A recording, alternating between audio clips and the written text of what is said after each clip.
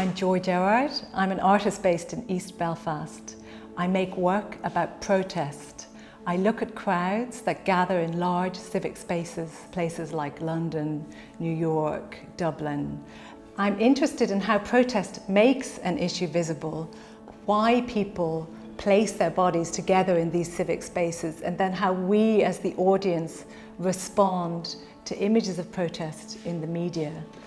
I use the overview a great deal. I'm interested in how the crowd is contained by architecture and what this means about structure, the structures that we live within, and then the agency that we as a public have to protest or to try and change something, whether it's an injustice or a social issue. I work in monochrome. I work on very, very tiny little drawings that are quite representative of the protests, and then I blow these up into very large paintings in which the material is used in a way that's kind of reflective of the issues that are going on. I've spent a whole year thinking and rethinking this exhibition. It's been a really challenging year, and in turn this has led to lots of testing and questioning of my own artworks and productions. And I've conceived some brand new works during that time. Dark Europe is an installation of 27 EU member flags which are formally placed in the gallery.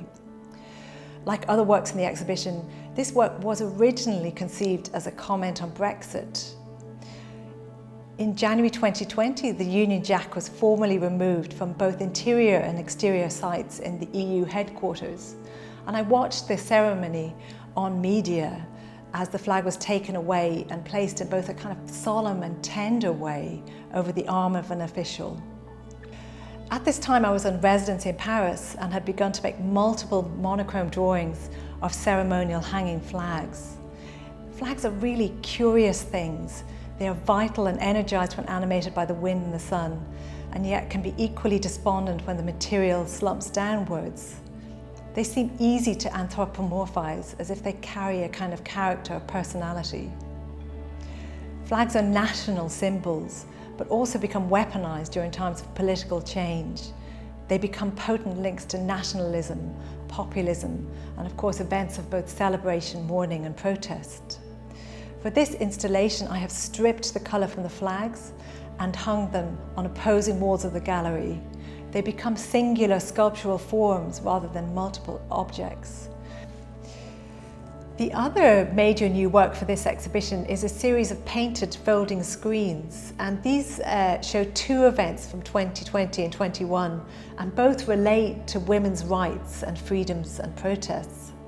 So the first is an image from the International Women's Day rally in March 2020. And I took these images. It was one of many images I took on that day, not realizing that this would be the last huge protest I would attend before the lockdowns began. In it, women are carrying white placards, and printed on each one is the name and age of a woman who has died as a result of violent feminicide. The second image is an upsetting and tremulous image. It's a reproduction of a helicopter view of the protest that moved through central London from Scotland Yard to Westminster the day after the Sarah Everard protest on Clapham Common. The protest is small.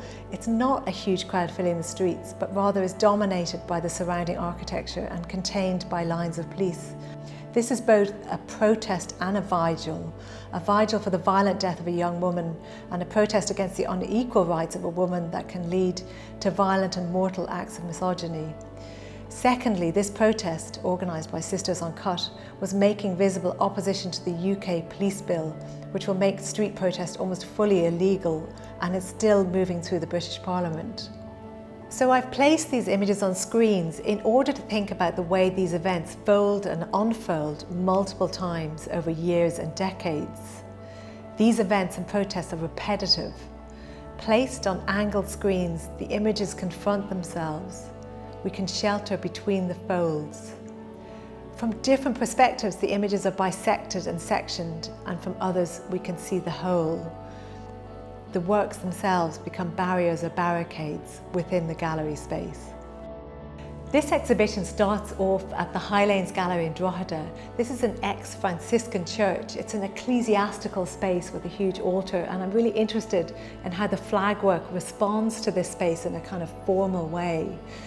Then the exhibition will go to the Galway International Arts Festival, where it will be part of a much bigger set of events. And the final iteration is the Butler Gallery in Kilkenny, in the renovation of the Evans House, which is now a very large modern gallery. And for this space, I'm hoping to install the flags maybe as banners, and they may be hand painted. These are 3 different venues, and that's really exciting. There's an opportunity to remake and represent the work in 3 different ways. And because of that, that's another opportunity to pull different meanings from the work and to set up different confrontations within the gallery space.